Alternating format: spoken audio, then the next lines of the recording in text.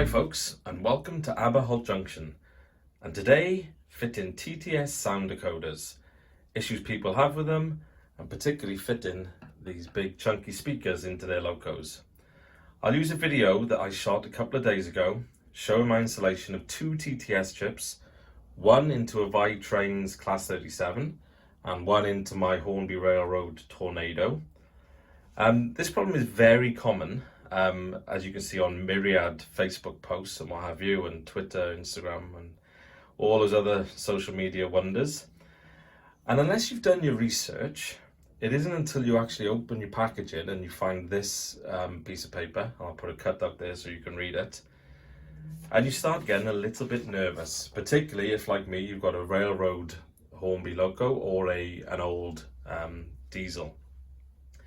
So yeah, don't be put off by the length of this video. I've split it into chapters, and unless, as I'm sure some of you will be, you're interested in the ViTrains 37 install or the Tornado install in depth, or just like seeing a middle-aged man with sausage fingers fumbling around with tiny screws, by all means there's no need to watch the whole video. I'll put a big W caption next to the chapter descriptor thing down in the bottom. And those are the relevant bits that you need to watch to see how I did the fix, which will be applicable, I'm sure, to many other locos, be they old diesels or railroad steam locos. Yeah, the big W will denote the ones you really need to watch, the bits you need to watch to make sure you can see the fix that I did. I'm also putting together a list of all the locos that have had this TTS problem on my website. So please leave a comment down below outlining what loco you had the issue with and what your fix was. I can then put it on the website, and by all means I can stick links to your YouTube videos or your websites which explain your workarounds. So yes, so whether you're here for the in-depth installs or whether you just want the summary video and the little jump around thing to the sections that I denote with a big W, thanks a lot for coming. Please smash the like button, as the youngsters say. Please leave a comment, particularly if you've had a problem with a loco. And please subscribe if you like this sort of video. The next video I'll be doing is the costs for putting together, you can't see, but there's two loops around this layout. Let me just step back a bit. I'll be putting the cost together for how much it costs to put this layout together. It's DCC. Couple of locos, nothing too fancy, but it will give you an indication of how much it costs to start in this wonderful hobby. Yeah, please like, subscribe, comment. Thanks a lot for coming, and please enjoy the video, all the bits that are relevant to you. Cheers.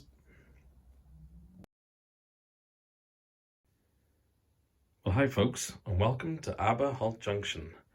And today, fit in a TTS sound decoder to my Tornado loco from the Aberdonian train pack, to give you some of the beginner's guides to fit in decoders and a few of the pitfalls that you can avoid, which I've fallen into on several occasions. Okay, let's get on with it. Okay, with all decent locos, and this is a Hornby loco, this Aberdonian train pack, they will provide you with instructions. Just in this case here, just the first thing to explain, some of the instructions are for the railways version and some can be for the railroad version. The Aberdonian train pack, which is superb and cheap and many other things, and is a stunning loco, etc., and comes with 3 coaches, all for the princely sum of about 150 quid, which is an absolute steal. Link down below, by the way, if you want to go and check one out. Yeah, some of them are for railways and some are for railroads, and I don't often distinguish in the instructions. So in this case, for example, they show a tender DCC installation and also a loco DCC installation, and they say for the sound version you should put it in the tender. However, as you're about to see, and I've done this for your benefit, honest, I thought they might actually be in here. but there's no actual connection. The only connection between the loco and the tender is just this thing here. There's no actual wires or anything, which are actually indicated on this diagram here, but that's only for the railways version. For the railroad version, as you can see, there's no space in there. There's no mounting plate or wires or anything for a chip. So even though it says to mount the sound chip in the tender, that's not actually the case. It needs to go in the loco. So please don't do what I did and fiddle with a really fiddly screw that you need to have a light on to get down into the tender. There's no point. Just go into your loco. It'll save you a little bit of a headache, 10 minutes of faffing around. Just while I got the tender cover off, I was wondering why it was so weighty, and there's these nice 3 metal plates in there which are placed on these holders here. It gives a nice bit of weight to the tender. I actually invested in this Pico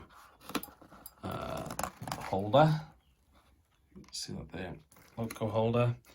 It was about 6 or 7 quid, and I'll put a descriptor for it in the description, see more tab below. But yeah, it is worth doing. I put the chip in my Dapple Class 121, and I did that without a foam holder, and it was risky. There's definitely a chance of damage, so I would recommend getting yourself one of these. Okay, let's get the loco cover off now. Okay, so I've got the tender body back on. Now time to get the loco body off. Just note, as well as using one of these cradles from Pico, which are great, have a good set of lights when you're doing this. Let me work screwdriver in there. That's the screw you need to get to. Just about get in there. But yeah, have a good set of lights with you. When I'm not actually filming, I'm using the light to get in there, which is why I'm not showing me taking that screw out. Yeah, it looks a bit tight, but I think we can get in there. But yeah, good light definitely helps. I've got some quite bright lights in the shed, which you can see there. But yeah, it's still still quite dark. And the tender screw, even though you won't actually need to do it, if you did want to get it off for any reason, it also is quite a long way down. So yeah, good bit of light for this. Yeah, just as this screw comes out now, apologies, there's no real good way of getting this angle in there. Yeah, just as the screw comes out, I invested in this tiny Phillips from, there we go, from Roads and Rails, magnetic. So I think it was £2.50 or something. Again, I'll stick a link down below if you want to check it out. But yeah, it definitely helps extracting teeny tiny screws. Okay, let's get this body off. Okay, see if I can do this one-handed, which will give you an indication of how hard or not hard this might be to do. Note, when you remove that screw, why did that just fall off then?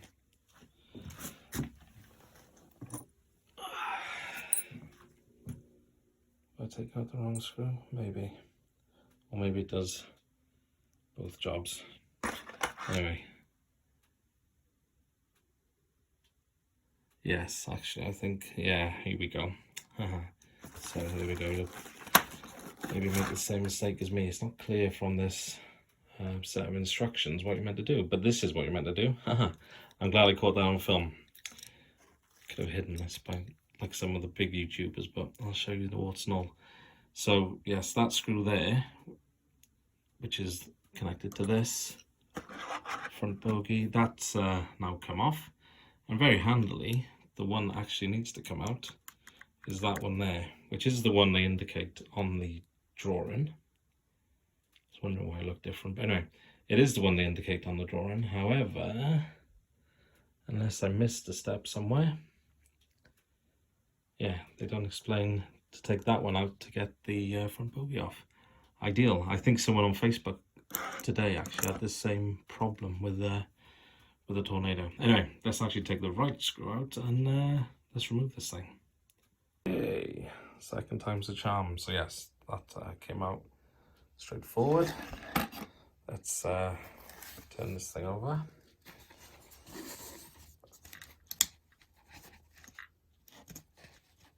Let's see.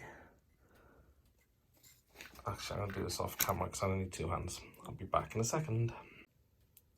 Okay, so the one you need to remove is this one here. As you can see there on the diagram.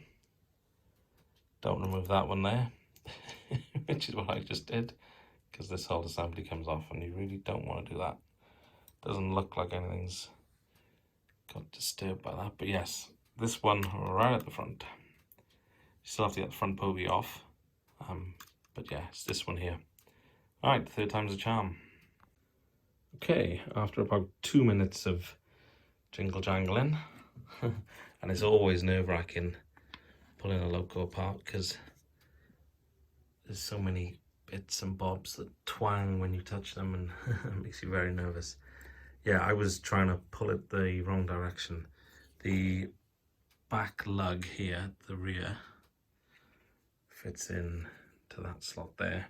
So as you're lifting it up, the body of the loco goes back. So it's up and back and then it disengages. I was trying to do it the other way around and it took me yeah, a few minutes of twanging and nerve-wracking stuff. But anyway, there she goes. The cover's off. Yeah, 1 screw there and then just the 1 lug. Not painful, not compared to some other locos. But yeah, I'd recommend giving this a try. I'd probably give it a 2 on my score chart. Check out my website if you want to see some more how-tos. Okay, let's get the sound decoder in. Okay, so the body's off. For those who've never done a sound install before from using a TTS decoder, this is what you get. You get the, it'd be easier if I take this out. Yeah, get the chip and pre-installed speaker. The issue I can see straight away, and I did actually know this beforehand, but if you look at the amount of space we have available there, and the amount of space that this body takes, sorry, terrible camera work there. Yeah, there's very little space in between the body and where the decoder is going to go. So instead of trying to route something to the tender, which I think is going to be a real pain and require drilling and all sorts of stuff, I have already bought some iPhone speakers from Roads and Rails. Let me just grab one of them now and show you. One of these little bad boys. They're £5.50, I think. Really slim line. You see the difference between the TTS one there. Sorry, trying to do this one-handed was a mistake. Anyway, see the thickness. So yeah, this iPhone, I think it's iPhone 6 speaker. Gonna get that wide in, and hopefully there will be enough room within this body. We shall soon see. Wish me luck. Sorry, important bit to mention. I'm gonna, as I've done before, I'm gonna connect up the TTS with the factory installed speaker on it first. Just check that it all works tickety-boo before I start messing around with taking the speaker off. Because obviously if the chip is dud, I want to find that out before I start butchering it. Let's do it. Just a quick note, once you've taken the blanking plug off here, you can see there which one was number 1, and you can see actually on the board there, that big one. When you pick up the decoder, the chip, there's sometimes it's clear, especially when you've got 21 pin. I can see some of the pins are bent. I'll sort those out. But anyway, yeah, just to make sure you get the right pin in the right place, you can see here that pin 1 is the orange motor and right. So yeah, just make sure that you match up your wire colours to the correct pin location. Otherwise, it won't work. In addition to the fact that you have this useful diagram there which says pin 1 orange, if this will focus, excuse my shaky hands, you can also see that little 1 in the bottom corner. And again, it's next to the orange wire, so it's just a double indication that it's the right location. So yeah, just match up that 1 with the 1 on the socket. Piece of cake. Just got to work out where to fit this massive speaker. Just at this install part, very gently coaxed the pins to line up properly with the socket. Try and do this left-handed, that was a mistake. Yeah, so yeah, and quite gently then pushing it down. It's yeah, not too bad. Yeah, I've made sure the pins were lining up parallel with the holes. As I said earlier on, there was one that was a bit out of kilter, so I got that one sorted before trying to get it in. And then just encourage it very gently, push it in. Not painful. I think it's not a particularly complex thing, and even as a beginner, I would give it a go. So I've just temporarily insulated tape stuck the chip and the speaker in place. I was trying to think, if you wanted to run a wire through to the tender anyway, might be a bit of a challenge trying to run it past all of this stuff anyway. So yeah, I think I'm definitely going to try and get the iPhone speaker attached and do it all within the loco as opposed to the tender. Yeah, one of the guys who also bought this at the same time as me on Facebook was asking the question about you know, whether the speaker and what have you needs to go in the tender, and I can see why the query's coming now, because clearly space is very tight in this in the local body itself. Okay, a very Heath Robinson securing of the speaker and the chip there. Anyway, I got her onto the thing, and just gonna turn off my controller. Hang on. She suddenly sprang into life. Seems to be a programming issue. This is it straight out of the box. Yeah, no running in. That's crazy fast. That's half speed. Let's slow down a bit. Actually sounds good. Ooh. Oh, let's change the tone. Nice.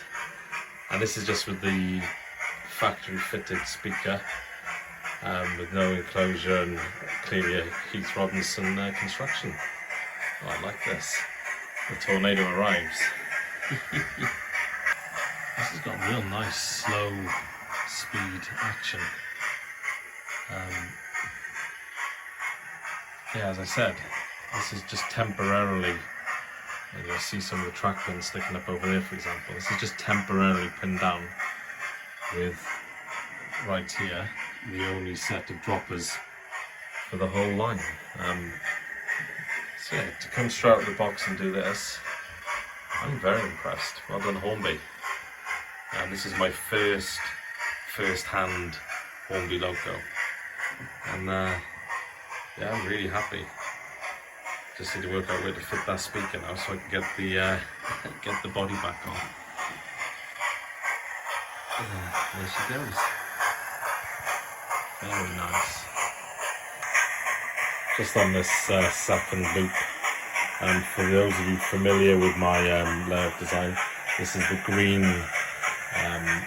larger radius loop of the two. What she's going over there is second radius curves. There's a bit of flex track interpretation there. There's a large radius Y point there. There's a medium radius right-hand point there, which has got the twist lock motor setup attached. And then there's a large radius left-hand curved point here from Pico. And yeah, this is only temporarily put in place, and so far so good. She hasn't come off once. She's been going for about 10 minutes, so yeah, that is really good news. And obviously she's only going forward at the moment, but I'll get her going half hour in the other direction as well and see if it's all still no problems. Good stuff.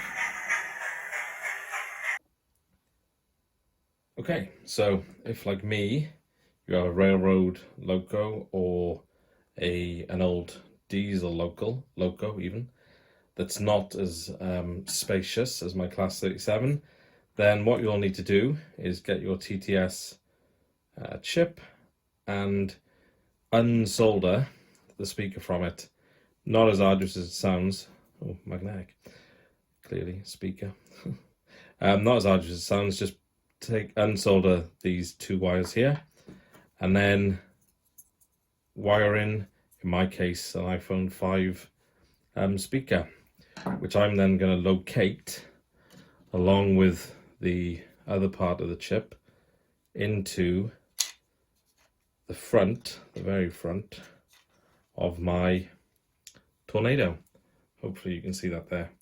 So this part and the iPhone speaker will just slot up in front. I'll have to work out some way of tacking it down in there. Yeah, let's give that a go and see what happens. Okay, and after a very close shave, Torma's getting burnt. That's the two wires free. Always do it this, speaker end. Don't try messing up here. Wouldn't go near that if you paid me. Right, let's get these now soldered up to these 2 points, and fingers crossed she works. I've done one of these speakers before, but never an iPhone one, so hopefully this will be painless. I can't solder for beans, so hence why I'm not doing this on camera, but yeah, essentially I've tinned up the cables, I've tinned up the connectors on the speaker. I've tried to keep the heat to an absolute minimum because I don't want to knacker up any of the component parts. It's amazing how hot soldering iron can get, as I've known to my painful proof with burning fingers. Right, so now I'll just connect it up and let's see what happens. I tried for quite a long time to find the how to wire up this speaker. The only way I can see is these two spring-loaded things at the bottom. So let's put her on track and see if she explodes. Whew. Okay, moment of truth. Does she live?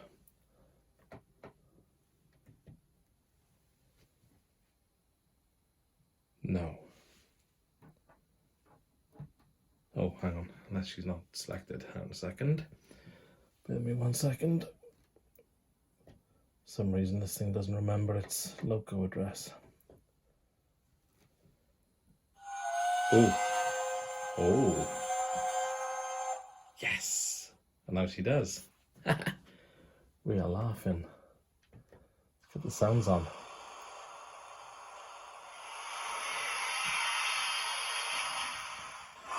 Oh, don't hit the solder line.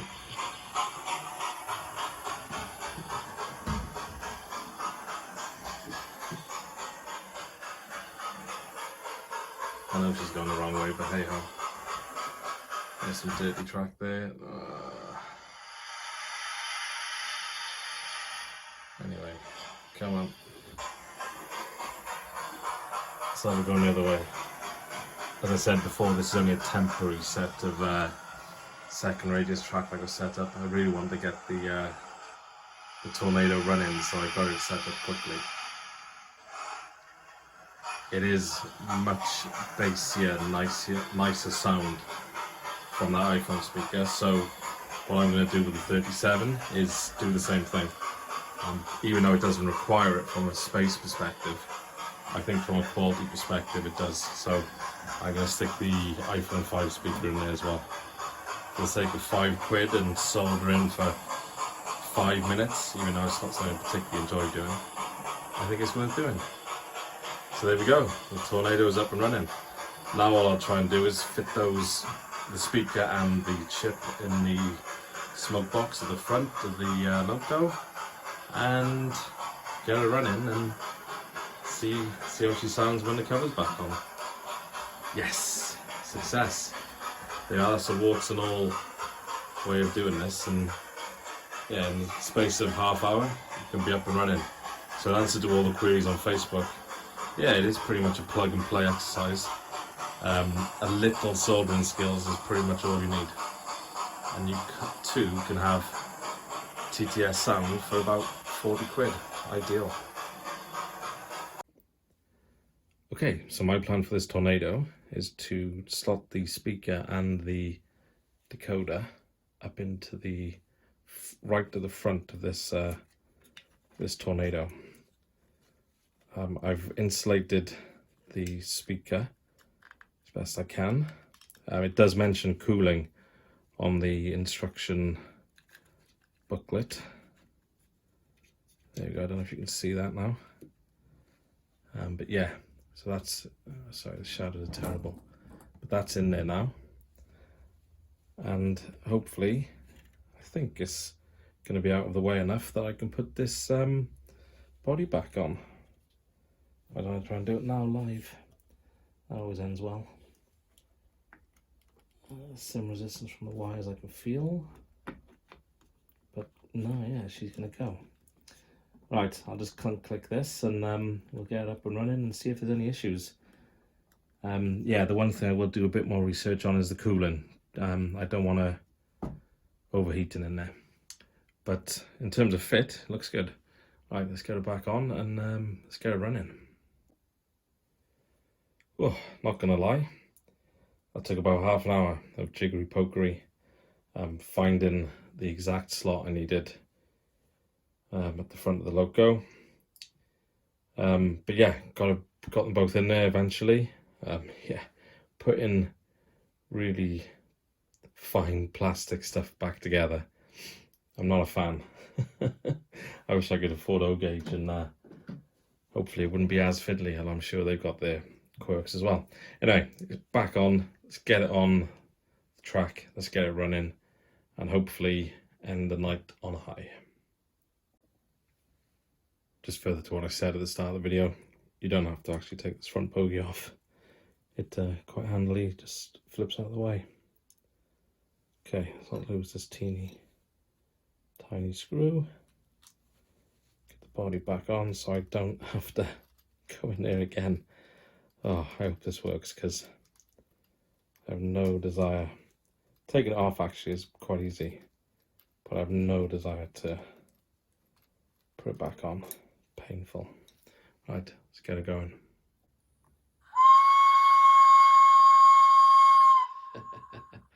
Still very loud, even when it's. Let's get it going.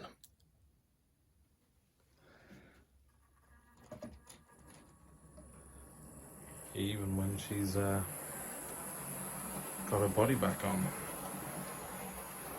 Put some sound on. Wow. Yeah, I will have to turn this down.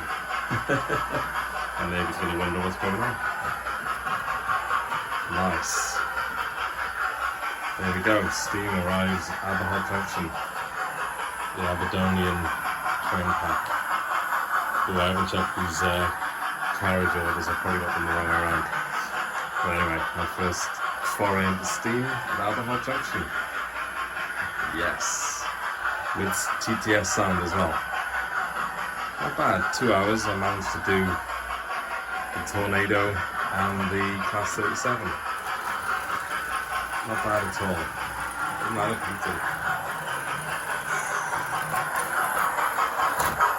Oh, until that happens.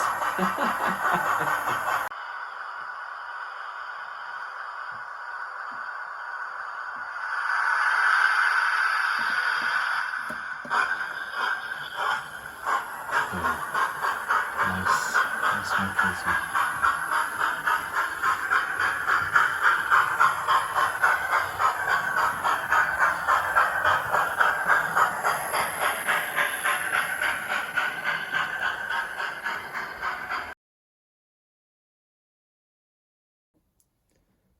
Okay, now onto the ViTrains Class 37, and unlike the nice, relatively straightforward, if you follow the instructions, Hornby Railroad Tornado, which had one screw, this is more like, for example, a DAPL Class 121, where you have to get your fingers in there and prise away the lugs from the body. This is the first, just for complete disclosure, it's the first time I've ever done this with this loco. I bought it ready chipped off eBay. I've seen cleverer people than me using card to ensure that the body doesn't clip back down once you've got it off. I found with the 121, with practice, I could actually get it done without card. I find having nails helps, so don't chop your nails for a couple of days. Right, that's the leg there. Oh, stay. Oh, let's come back down the other side. This is fiddly, not gonna lie. And especially when you think you're gonna break part off your loco. This is an older ViTrains, so I'm assuming this body has been off several times. Come on. So hopefully should make it a bit easier. Yeah, so it's just a case of jiggle. This is one cut, by the way, live, unedited. And there we go. Oh wow, that's pleasing. When I saw Jerry Allen of Caerphilly Road do this, his windows were falling out. Luckily mine stayed in place. Okay, so let's see what we got to play with here on the Class 37 compared to the Hornby Tornado. Okay, it's a lot of space that's been tacked down. That's good. This is a Hornby Sapphire chip, which can do a shuffling. Oh, there's one window there actually. There's me saying I didn't fall out, but one obviously has, maybe in the past. I'll have to find out where that goes. Oh, there it goes, there. Okay, so I'll get that replaced. Yeah, it has a sapphire chip in there, which can do shuttle runs independent of any other equipment. So I might put that in my DMU and have it shuttle back on the branch line, if I can work hard to do that. Anyway, that's for another video. So there's a lot more space in this. Look, let's just see. Yeah, I think relatively straightforwardly, unlike the Tornado, I can just whip out this decoder and chuck the TTS in, and hopefully there'll be room enough for the speaker too. Yeah, very neat construction for a relatively cheap loco. Right, let's get the chip in. Okay, this is the Class 37 decoder. I was waiting around for ages to get this, and this one then finally appeared on Amazon, direct from Hornby, for, I think it was £38, which is a steal. So much like the Tornado, some instructions essentially telling you that these speakers don't fit in hardly any locos, and then the chip itself, relatively straightforward. Let's get her in. So handily on the ViTrains board, unlike the Tornado, which is by here, by the way, looking lovely and ready to go. Yeah, unlike the Tornado, the position 1 isn't labelled on the board. So seeing as they're both Hornby chips, I'm going to use the assumption that these colours here, well, soldering's not very good. Anyway, these colours here, orange, red, yellow, blue, green, I hope that comes out on the camera, matches this. So I'm going to put it in exactly the same orientation. So that little one there, which you may be able to see on the camera shot or not, is going to correspond to top right as you're looking at it. So let's whip this decoder out and let's chuck this one on and power up and see if she makes a sweet noise. 37, you've got to love it. Yeah, much like getting the body off, this chip is in there quite tight, and I don't want to use any... Oh, I bent those swine. Excuse the language. I don't want to use any implements like a screwdriver or anything. That's fine, they've gone back into position. So yeah, just use your fingernails, get them under there and pry it out, pulling it straight up, not like I did. The one side released a lot easier than the other.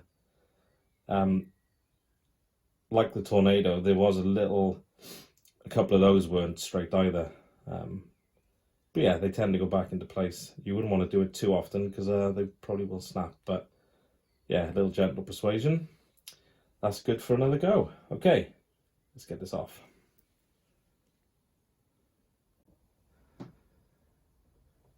Okay, so that fires out. Now to get the TTS in. Pin 1 and 2 on this seem to be very sticky. So I'm just gently encouraging it to go in. I do not want to bend one of these pins. It's good to get down at eye level with it. That seemed to be encouraging. Come on. Okay, they all lined up. Yes. Come on then.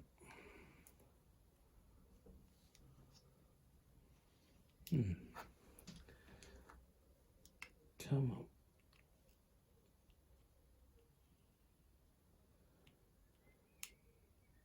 Alright, they all lined up, yes. Oh. Yeah, those two, 7 and 8 want to go in really easily. On the other side, there's another thing. It was quite stiff getting it out, so let me get my hands in there and we'll come back to this. Right, one of the pins, pin 1, is actually a little bent. Now I've sorted that. It's yeah, piece of cake. She's in. Okay, now I think I'll just set the chip where the last guy had his and mount the speaker there. I'll have to get something to mount that with, a bit of tack now. But yeah, nice, and hopefully there's enough space, unlike the Tornado, to just keep the standard TTS speaker on there. If not, Roads and Rails do 5 for 4 on their iPhone speakers. There's my iPhone speaker here.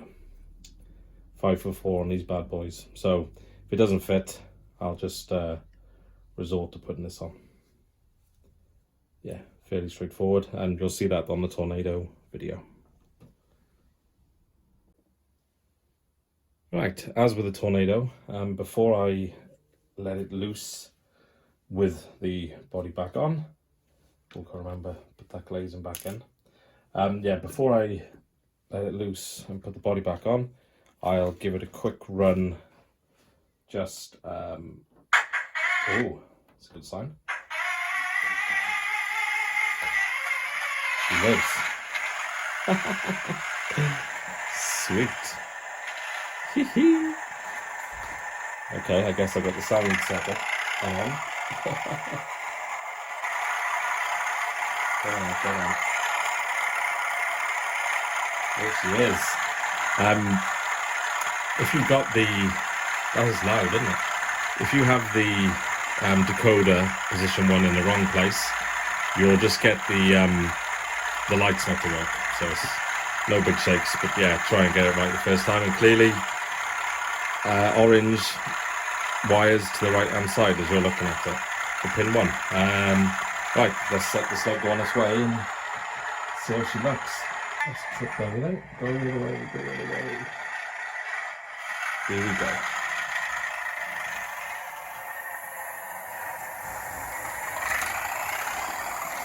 Flawless. What you didn't see off shot is I managed to pick up the tunnel entrance with the tornado as well. Our tunnel entrance there. Anyway, that's the Class 37. Beautiful.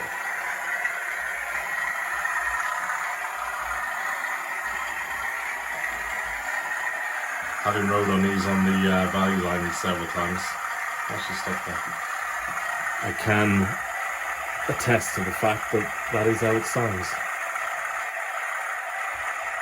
Come on. Yeah, let me fix this. This is temporary track in fairness. Let's sort that out now and get it going again. This Class 37, I've turned the sound off by the way because I have to shout to be heard above it. It's fascinatingly loud. I'll have to turn it down a bit. Yeah, this Class 37 used to be one of my best runners. And as you're about to see now on this tiny incline, it suddenly started struggling. I was really confused why it was. And now I've got the body off. I can see the, if I push that a bit, the back bogie, oh, now it's gone again. The back bogie has actually come disconnected. I found this on my track one day. I'll see if you can see that clearly. I found this, I wonder what the hell it was. I was trying to work out where it come from. And would you Adam and Eve it, it's obviously the drive shaft from my 37. Cannot believe it. So yeah, never throw anything away on your layouts that you found. I got boxes full of sleepers and all sorts I'm going to use for scenics later. And thank God I didn't throw this out, otherwise I'd be on to Peter's spares now trying to get a new one. So there we go. Alright, I'm going to get this back in and I'm going to make my loco run twice as well. And I won't be doing things like this on tight corners or slight inclines. And as you can see from my video up here, it's more than happy going up and down hills and round corners. So I was really confused when it suddenly didn't start working. I thought it was traction tyres and all sorts, but no, the flipping drive shaft fell out. Just randomly one day. Alright, let's stick that back in there and get this thing with sound and with 2 sets of driving wheels. Crikey. Okay, so let's get at this housing underneath this board here. Hopefully, it's just a case of getting these 2 screws up, getting underneath, and reinserting this thing, and hopefully not have it fall out again. This magnetic screwdriver from Rhodes being a blessing, not only installing decoders but doing funny things like this. Oh, this black stuff, God. Right, let's have a look. Am I going to be able to get that up? Maybe. Yeah, you can't see very well unfortunately, but I'm going to get this in while I've got access because I don't want to pull any of these wires off. I don't think that would be good. I need to get pliers on that. Right, let's get this on and then I'll come back to you.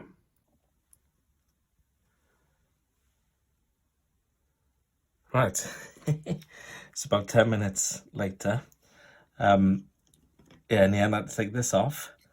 I had to take the cab off and I still then couldn't get, not sure you can see in there particularly well, but anyway, the drive shaft's in there. I still couldn't get the drive shaft into the engine here, into the motor and onto the bogie. So what I ended up doing is undoing this little lug here, pulling the bogie off in this direction and then sliding it in. It was tricky and I used these, and it was a bit like a robot in space, but eventually I got it on. As I said, it took about 10 minutes, a little bit of swearing but nothing too much, and now we're laughing. Right, let's get this back on with sound and with 2 driven bogies. We're cooking on gas. Right, that's with the board screw back down, the cab back on in a fashion, and the lights in place. Let's get her going and see how she runs. Hopefully 2 driven bogies. Right, the moment of truth. I'll do it quietly without sound so you can actually hear me. Let's see. Yeah, the stuttering I need to fix. It's still not twisting. Okay, there's clearly something else that's broken inside. I will have to go to Peter Spears after all. What a crying shame. Okay, so if you find that piece on your layout, don't bother going through the hassle of putting it back on, because it won't work. What a shame.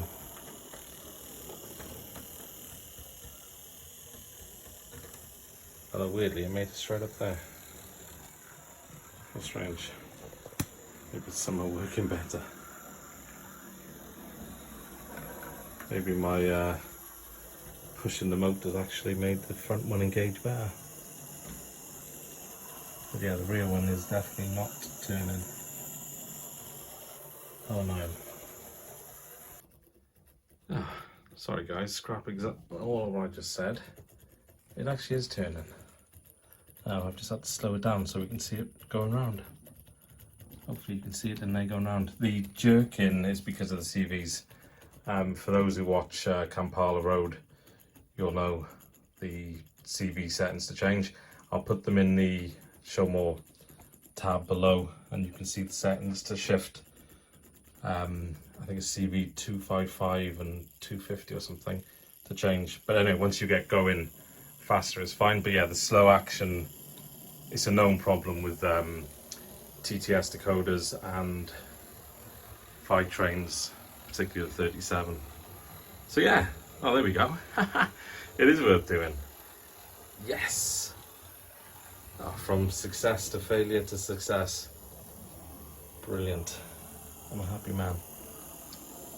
And now she goes up this hill at a lot slower speed than before. A breeze. Yes. Success. Okay, so this is a couple of days later. I'm actually just finished filming the introduction bit of the video, if you can notice the setup. Yeah, I've had a little fiddle, and without the enclosure on, there's no problem with fitting the top on. With the enclosure on, it's a couple of mil proud. So instead of trying to modify this enclosure and taking off, there's easily a few mil that I can take off on the rim. Instead of doing that, I'm going to whip this off and get the iPhone speaker on there. I think for a Class 37, I've got to do it justice. It's going to sound great on the thrash. So yeah, I'll whip that off now, put that back on, and then that's the 2 TTS installs finished. And the drive shaft is still in place, so everything is great. Right, I've just got the TTS speaker off. It literally, I didn't film it unfortunately, but it literally is as simple as just warming up the solder, being as gentle as you can, because obviously you don't want to overheat this speaker mechanism. Just warm it up, and then the wires literally just pull away. Done. And then you just tin them up and check on your iPhone speaker. Or, this is a small one that came out of my 121. You can see it's a lot smaller than the TTS version, and obviously without the enclosure it's a lot smaller, significantly, maybe twice as small. But yeah, this iPhone speaker is really thin and it's going to sound great. So let's get it soldered up and then we can listen to how this thing sounds, and I can bid you farewell. Yes. Alright, that's it soldered in place there, those 2 wires. This time around, unlike the Tornado, I've actually threaded the wires up through these little holes either side. Might give it more rigidity. I've left the soldering iron on, just off shot there, because I always never too sure when I'm going to put this on the track what's going to happen. I'm going to put a little bit of insulating tape around this as well, just to try and minimize any chance of this shorting against the board. I'm not an expert solderer by any means, which is why I don't film it, but so far I've done 3 or 4 of these, and each time it's worked okay, so it's not the hardest soldering you'll ever do. Give it a go. Right, that's back on the track. Let's try putting the sounds on and see what happens. Ooh, she lives.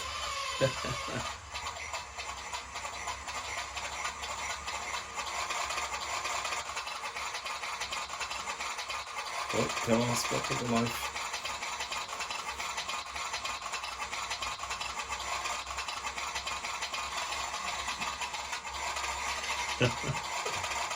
Yeah, that's a lot bassier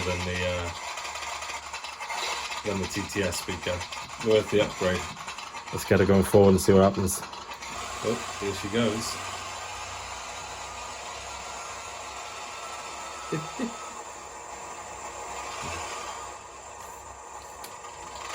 There she goes. Yes! Life. As I said, I need to do the CV changes to stop that stuttering start, but yeah, I'll put a link to the numbers you need to change in the descriptor below. Anyway, there she goes. She's a beauty. Right, folks, thanks for coming.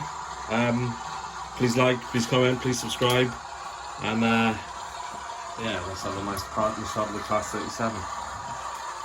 Yeah, thanks for coming, and I'll see you again at Aberholt Junction. Cheers.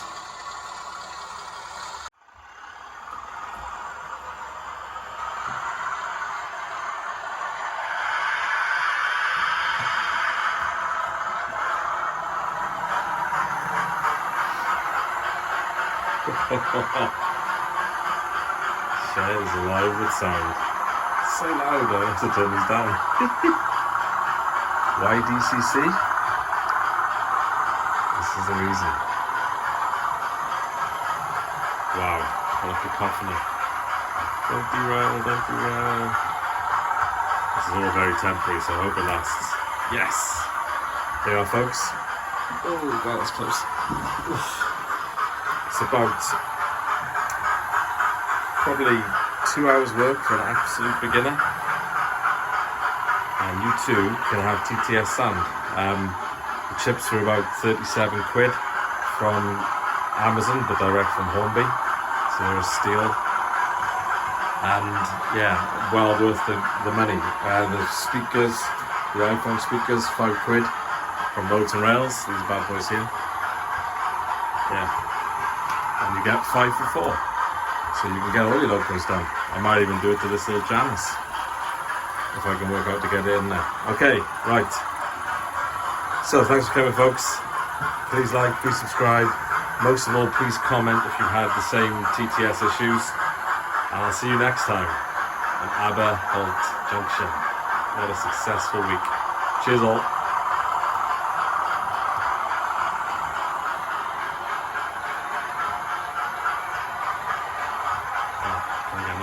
Right.